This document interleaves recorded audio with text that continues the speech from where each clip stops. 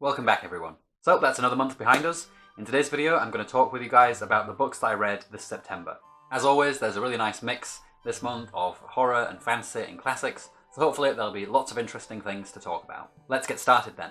Okay, so first on the list we have The Lord of Chaos by Robert Jordan. Now I am going to be doing a full-on review of this book, so I don't want to talk about it too much, but I did want to give my general thoughts of book 6, because it seems to me that it's the book in the series where people start to either say this is where the slog starts or this is one of the best books. So it's probably the most divisive, maybe outside of maybe the last book, in terms of in the fandom, whether it's good or not. Now for me, I have to say I am a little bit on the side of the slog people here.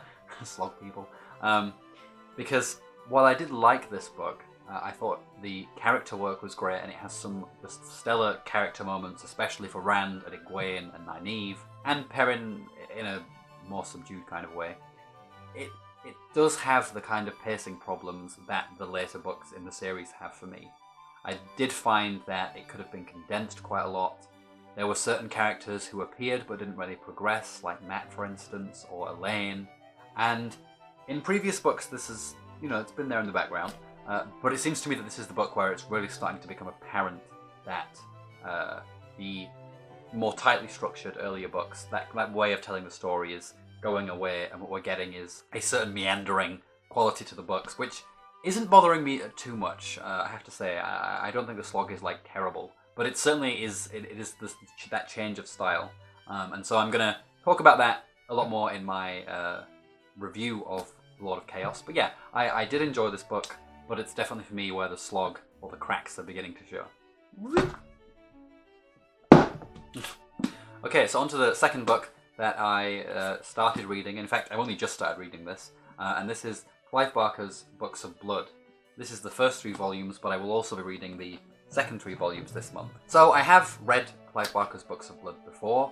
They are a fantastic collection of horror stories, and what I like about them is that they just have such range. You've got everything here. You've got urban horror, you've got gothic horror, you've got horror comedy. What else have you got? I don't know. Just so many different styles of horror across these books. Psychological horror, another one. In fact, one of the best stories, Dread, is psychological horror. Pretty much, if you're a horror fan, if you like scary writing, then you should definitely read these. And what better time to read it than in the month of Halloween? Now, I have actually reviewed this collection on my channel before, and it's one of my more popular videos. So what I'm going to be doing is, at the end of October for Halloween, I'm going to do a tier ranking video of the Books of Blood. So hopefully that's something that some of you guys who like that review will look forward to. I know I am, because I haven't done a tier ranking video yet. I watch a lot of them, and I really like that ranking of things. Even if I don't necessarily think that the ranking itself is necessarily good, it's just nice to share with people the stories that grab me, or the tales that grab me, or whatever, and have that discussion in the comments. I do find ranking videos quite fun, so I'm looking forward to that, and I'm looking forward to reading these horror stories again. But yeah, that's all I will say on that, because again, I have reviewed them before, and I will be making a video quite soon in the future, so we'll leave it there. So I do seem to be picking up a lot of tomes when it comes to classics at the minute, which is fine, although it is slowing down my ability to read very fast. But next up we have Moby Dick, which I'm actually listening to on audiobook, but I did want to show you this copy because I just think it's a gorgeous copy of this book. I mean, the camera might not allow, be a bit glary there, but yeah, it's a big book, and I'm really enjoying it. Now, I actually thought when I decided to read this, I thought I was going to hate it. There are some books, I don't know if any of you have this experience as well, and it's usually with classic books, and usually quite large ones, where they're absorbed into like pop culture enough that you know of the book, and for some reason you can just imagine it being really, really boring. And I always felt that way about Moby Dick. I don't know if it's because it's about a whale and the sea, and that stuff just never appealed to me as a story that I would like, or its size, or whatever. But yeah, I always thought that I would not enjoy it, and I'm just being proven so wrong by the audiobook that I'm listening to at the moment. Now, aside from the very basic plot, I didn't know anything about this book. I didn't know who the protagonist was. I didn't know any of the storyline aside from big whale. And I'm not even sure if I knew if the whale killed anyone or not. I just knew big whale, men hunting whale. That's all I knew. But actually, there's so much more to it than that. I'm not very far in so far. I think we're just about on the ship now. We've not met Ahab, the captain of the ship, but they are, I think, on the ship or about to go onto the ship. So we're still pretty early in the storyline, but I'm still loving it. So the key thing, the thing that I'm enjoying the most is, one, the writing style, I think is, yes, it's an old style, but it's still, to me, it's very engaging. The second thing that I enjoy, and the big thing, is the friendship between Ishmael, the narrator, and Queenqueg, who is a guy who has come to America from a tribe that were cannibals, and now he's living in America, and him and Ishmael just become really close friends, and they just have a really beautiful friendship with each other.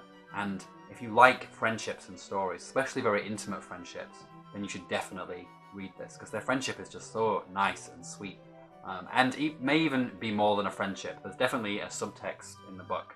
So Ishmael describes them quite a lot as like a married couple. So there's definitely a romantic subtext there that some people have picked up on a lot in terms of criticism. But even if that's not there, even if you don't buy the subtext stuff, it's just a gorgeous friendship, and it's really earnest and really sweet and nice to read about. Especially because, you know, most books tend to focus on romance, not friendship, so I'm really enjoying it for that reason mainly.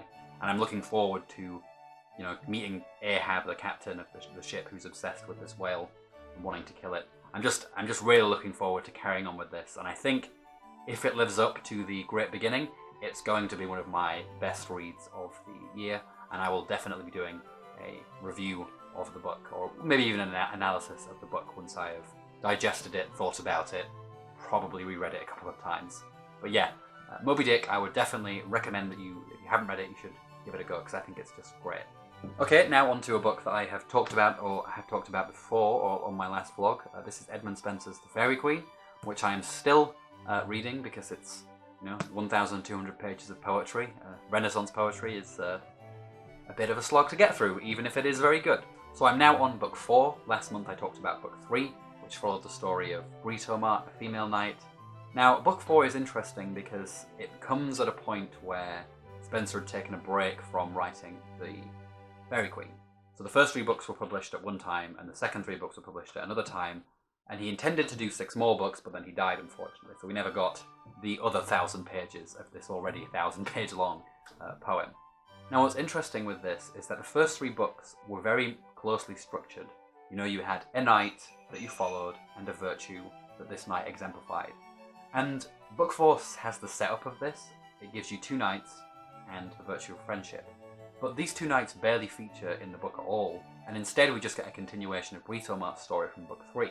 Now that's interesting because it seems like, as a reader anyway, that Spenser, having originally had an idea, you know, he wants to tell this moral story and teach people about virtues and blah blah blah blah.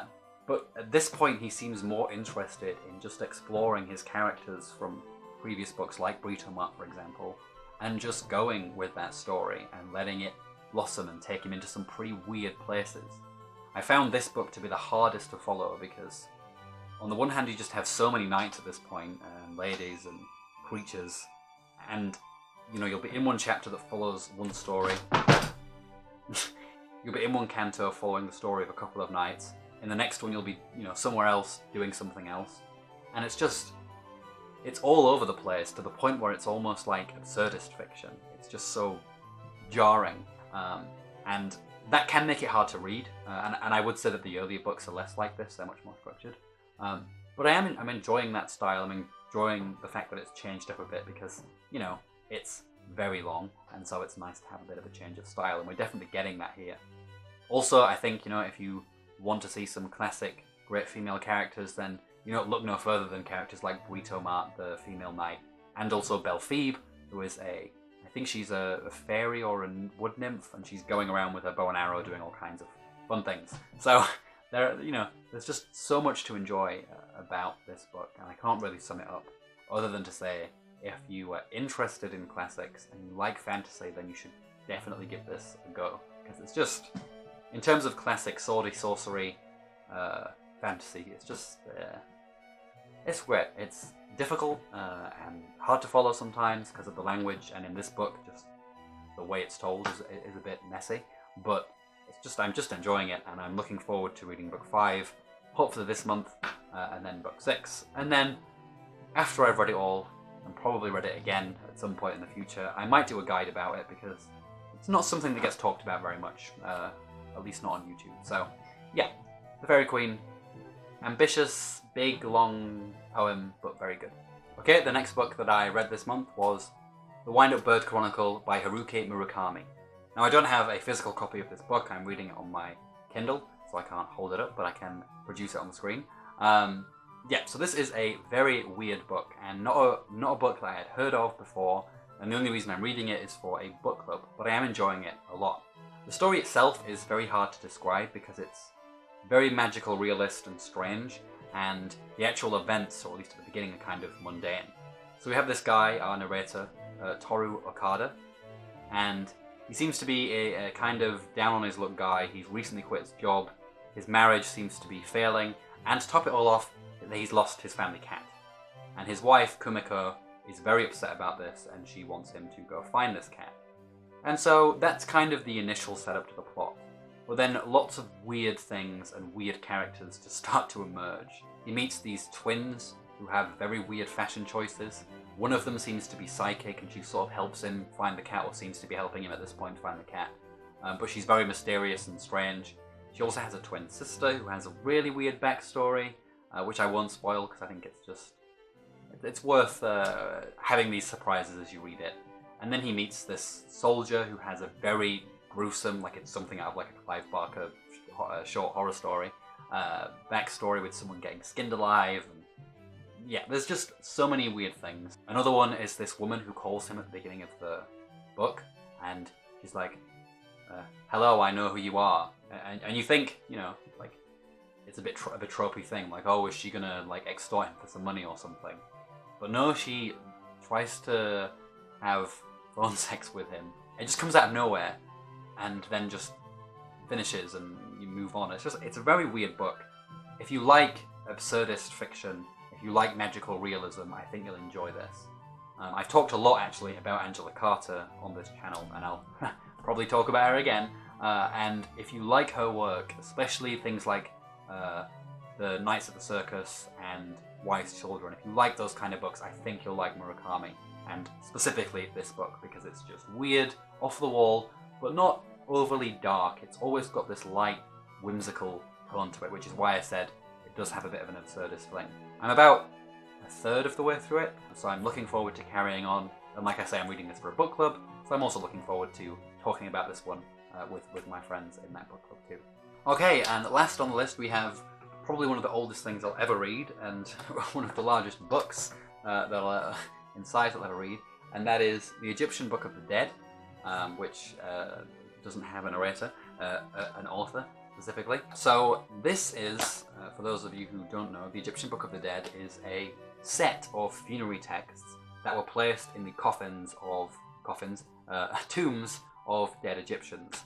And there's no one Book of the Dead. Instead, what you have is a collection of all these books, and there's kind of like an idea behind it, and that idea is the Book of the Dead is meant to give the dead person a list of rituals and spells that's meant to help them in the Egyptian afterlife. So it's basically like a survivor's guide to the Egyptian afterlife. But these books were different, slightly different in every tomb, so you wouldn't necessarily get one cohesive book. And this copy that I have here is a full reproduction of the papyrus, I'm not sure how you say that word, of Annie, who was a Theban scribe. And this is the Book of the Dead that was in his tomb. So this is just one example of the Book of the Dead. I think you can buy like the whole list of all of the texts. I'm not really sure how they work out, what's the most fundamental text, but you can get that. But I really wanted to buy this because it does have, as I said, a full reproduction of the text, which we see here in translation, as well as the hieroglyphs and the images, and it's just absolutely fascinating to me, this book. I've always been interested in Egyptian culture ever since I was little, and so I decided recently to just get back into that a bit. And what I like about it is just the combination of images and the text, and you know, this story that you can kind of see. You know, you've got this person who is dead, and you're watching them go through the afterlife, and these pictures are representing real people going through the challenges of the afterlife, or at least what the Egyptians thought they would go through in the afterlife. And it's just amazing. It's hard to describe how enjoyable this actually is. What I also like about this book is that it also has, at the back, it has a commentary which takes you through the images on each plate, I think they're called. So for instance, like in this image here, this is the scene in which Annie, his soul is being weighed. This is Annie here, this is his wife with him.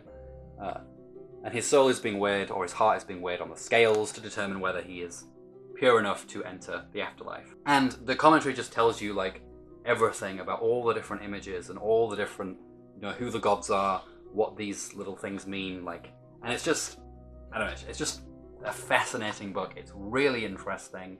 If you're interested, you know, in Egyptian mythology, which I've always found fascinating, then you should definitely give this a read. It's also really accessible. It's very much written for, you know, anyone. You know, I'm not an expert in Egyptian mythology at all. You know, it's really written with anyone in mind who has an interest or a love in this stuff. So yeah, I would really recommend it if you're interested in Egyptian mythology, or just even just if you want to see it as a story. I think it does sort of work in that way, because you do have this story of someone going through this journey in the afterlife. And again, I think this might be something that I do a guide on at some point.